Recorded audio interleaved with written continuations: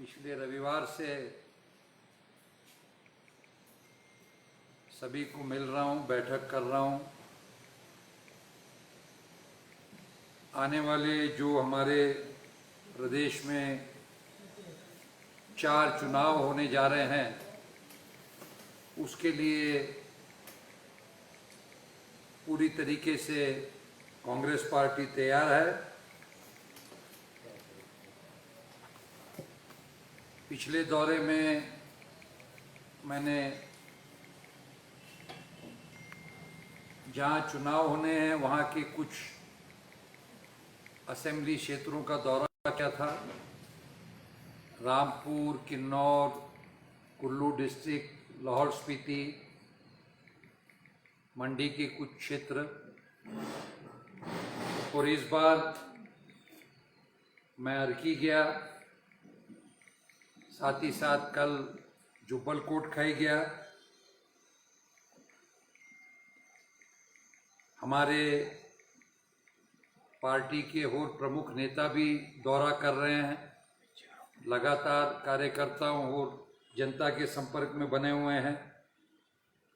एक बात स्पष्ट फीडबैक के रूप में उभर के आ रही है कि प्रदेश का हर वर्ग भाजपा सरकार की जन विरोधी नीतियों और निर्णय से परेशान है। बढ़ती महंगाई, बेरोजगारी ऐसे मुद्दे हैं जिस पे सरकार पूरी तरीके से विफल रही है।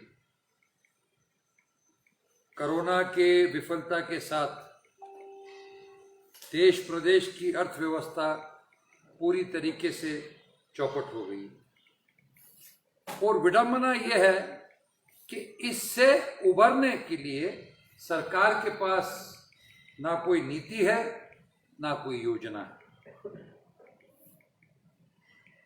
इसलिए हमारा विश्वास है कि जब भी ये 4 बाई इलेक्शन होंगे, हम तो पूरे तरीके से इसके लिए तैयार हैं, और जनता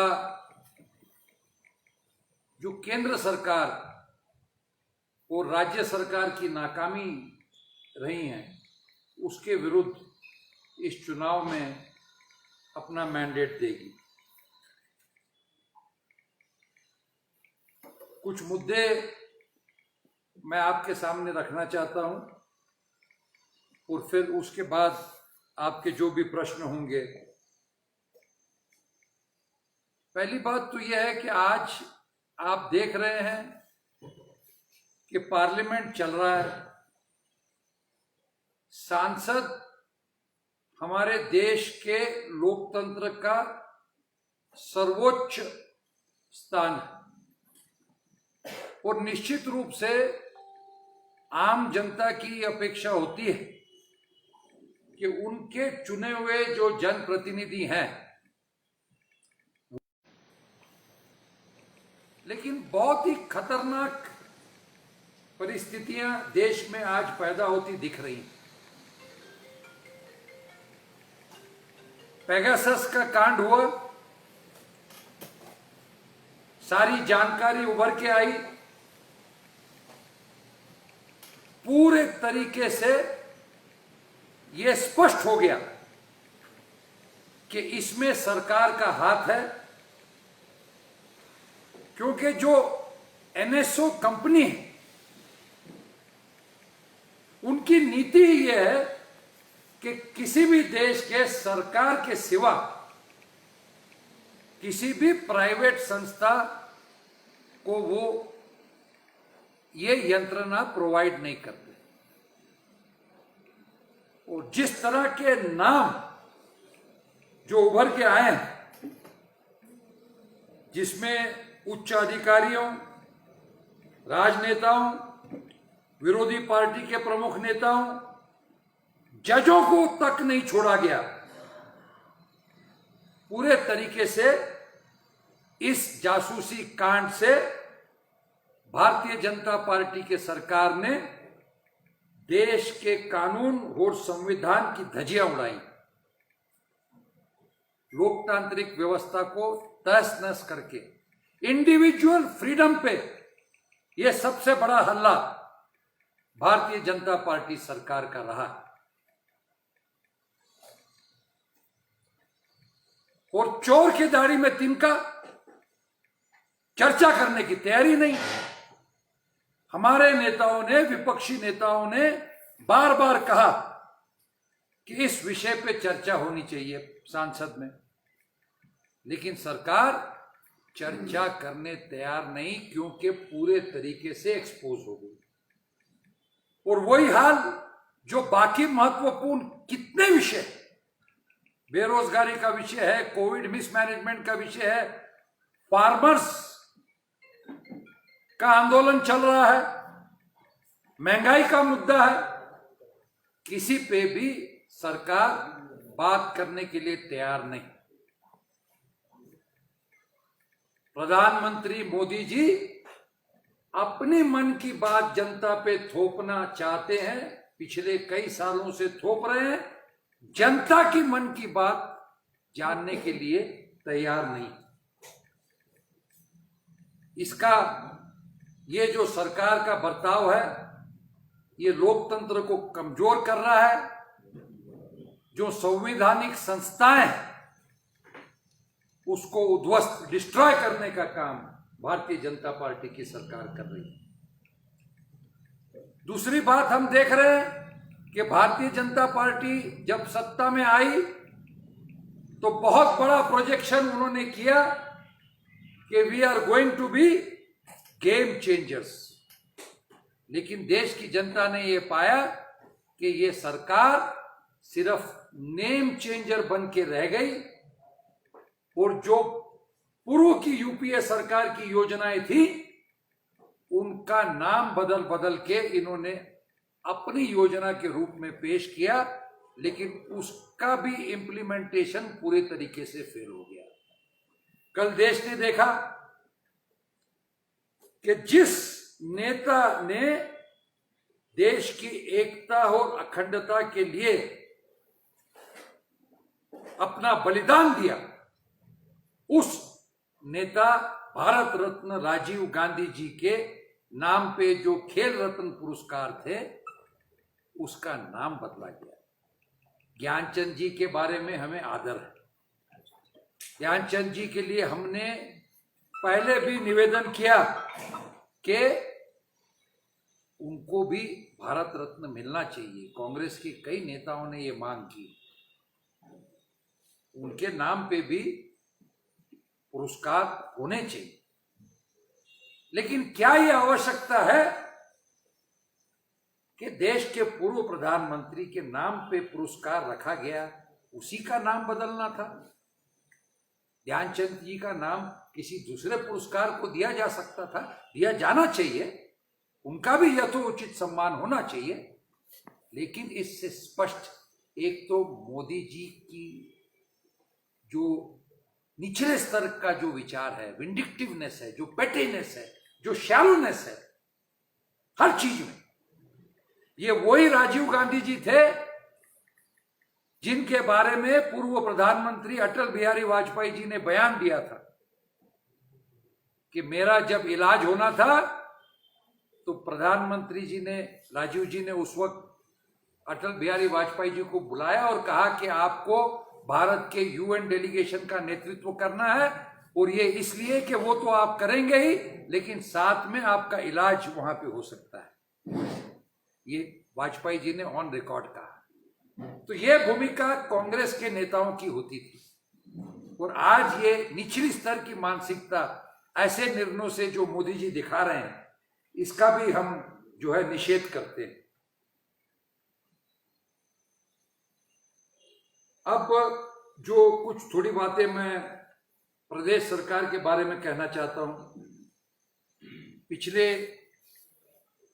लगभग 4 साल के कार्यकाल पूरी तरीके से निराशाजनक रहा, लेकिन एक बात हमें दिखने को मिल रही है कि जहां चुनाव वहां घोषणा। बड़ी हैरानी की बात है, पिछले 4 साल में माननीय मुख्यमंत्री जी को उस क्षेत्र के ये प्रश्न दिखे नहीं। आज सिर्फ जाके जहां बाई इलेक्शन होने वाला है वहां जाके वो लुभावनी घोषणाएं कर रहे हैं, जो कि एक प्रकार से उनका एडमिशन है कि पिछले 4 साल में सरकार ने उन क्षेत्रों को निग्लेक्ट किया। It is an admission by the BJP government that they have neglected these constituencies. Why during the past 4 years such announcements were not made? If the chief minister was really concerned about the welfare of these constituencies. और मुझे तो बताया गया है कि कई जगहों पे ऐसी घोषणाएं हो रही है, उसका कोई बजटरी प्रोविजन नहीं है, कोई बजटरी आधार नहीं है, और कुछ जगहों पे दूसरे बजटरी प्रोविजन के हेड से फंड्स डाइवर्ट किए जा रहे हैं, जो कि गलत है। जनता ये सब बातें समझती। इस बारिश के दरमियान हमने हिमाचल प्रदेश में देखा, बारिश ने जो तबाह मचाई, लैंडस्लाइड्स हुए, फ्लैश फ्लड्स हुए, क्लाउड बर्स्ट हुए, रास्ते बंद हैं। आज भी सुबह मैंने रिपोर्ट लिया, हमारे कई पदाधिकारी आ रहे थे, लेकिन रास्ते में कई जगहों पे लैंडस्लाइड होने की वजह से वो पहुंच नहीं सके। हर बारिश में ये हाल होता है, ये सरकार जानती है। सरकार का एक डिजास्टर मैनेजमेंट इंफ्रास्ट्रक्चर होता है, लेकिन इस बार देखने को मिला कि सरकार का कोई नियोजन नहीं था। सरकार के इस निकम्मेपन से पूरे तरीके से डिजास्टर मैनेजमेंट फेल हो गया और करीबन 220 लोगों की जानें गई। और आज भी कई रास्ते बंद हैं, लोगों को इनकन्वीनियंस हो रहा है, कई जगहों पे टूरिस्ट फंसे हुए थे। जो चीजों का नियोजन पहले से सरकार को करना चाहिए था, वो कर नहीं पाई। और जिस तरीके से आज ब्यूरोक्रेसी, एडमिनिस्ट्रेशन और सरकार में जो दरार पड़ रही है, जो डिफरेंसेस बढ़ रहे हैं और ऑनेस्ट ऑफिसर्स को विक्टिमाइज किया जा रहा है, आरएसएस उनको निशाना कर रही है। और उसका ज्वलंत उदाहरण पहले तो कई बार हमने पढ़ा, सुना, देखा कि कई मंत्री बड़े बदतमीजी के साथ अधिकारियों के साथ पेश आए, कैबिनेट में ऐसी बातें हुई। और अब 2 दिन पहले जिस अधिकारी को सम्मानित किया गया था, वो चीफ सेक्रेटरी अनिल खाची साहब को जिस तरीके से शंट आउट किया गया, ह्यूमिलेट किया गया, इसका बहुत ही डिमोरलाइजिंग इफेक्ट पूरे स्टेट की एडमिनिस्ट्रेशन पे, ब्यूरोक्रेसी पे पड़ा है। और ये क्यों किया गया? सिर्फ इसलिए कि वो एक अपराइट ऑफिसर थे, ऑनेस्ट ऑफिसर थे, जो सरकार के दबाव में नहीं आए गलत बातें करने के लिए। He did not go to the political considerations of this government. सच्चाई के लिए खड़े रहे और इसलिए ऐसे अधिकारी को अपमानित किया गया और उनको हटाया गया। इससे तो जो एडमिनिस्ट्रेशन और ये मंत्रिमंडल के बीच में जो दरार है वो और वाइडन होगी। तो ये बहुत गलत एक प्रेसिडेंट सरकार ने सेट किया है। दूसरी एक भूमिका जिसकी चर्चा मैंने जब मंडी जिले का और मंडी लोकसभा के क्षेत्र का दौरा किया और जगह जगह पे मुझे लोग मिले, उन्होंने कहा कि ये सरकार क्या बात छुपा रही है। जब मंडी लोकसभा के पूर्व सांसद राम स्वरूप जी के निधन का इन्वेस्टिगेशन करने की बात उभरी, तो उस वक्त माननीय मुख्यमंत्री जी ने घोषणा की थी कि अगर परिवार के सदस्य कोई मांग करेंगे तो निश्चित रूप से सरकार भूमिका लेगी। और उसके बाद उनके पुत्र ने स्पष्ट रूप से जाके इन्वेस्टिगेटिंग अधिकारी को कहा, लिखित स्वरूप में पब्लिकली कहा कि उनका ये अलेजेड सुसाइड थियरी पे विश्वास नहीं, उनका डाउट, बल्कि उनका तो कहना यह था कि मेरे पिता सुसाइड कर ही नहीं सकते, कोई कारण ही नहीं। तो जब ऐसे सांसद जो 4 लाख से भी ज्यादा लोगों का समर्थन पाके जीते, मुझे तो हैरानी हो रही है कि भारतीय जनता पार्टी क्या छुपा रही है। मैं बंबई से हूं। बंबई में पिछले साल फिल्म स्टार सुशांत का जब यही इस प्रकार से निधन हुआ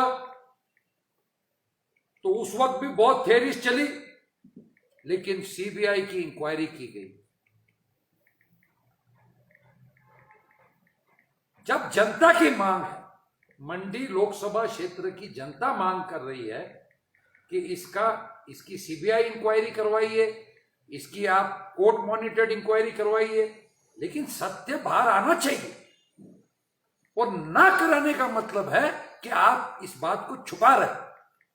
हमारे प्रदेश कांग्रेस अध्यक्ष भाई कुलदीप राठौड़ जी, हमारे विरोधी पक्ष नेता भाई मुकेश अग्निहोत्री जी ने इस अधिवेशन में भी सभी कांग्रेस के विधायकों के साथ इस मुद्दे को प्रभावी ढंग से उठाया और मांग की कि परिवार को न्याय मिलना चाहिए, लेकिन सरकार इस बात को दबाने की कोशिश कर रही है। दूसरी तरफ हम देख रहे हैं कि ये सरकार के ऊपर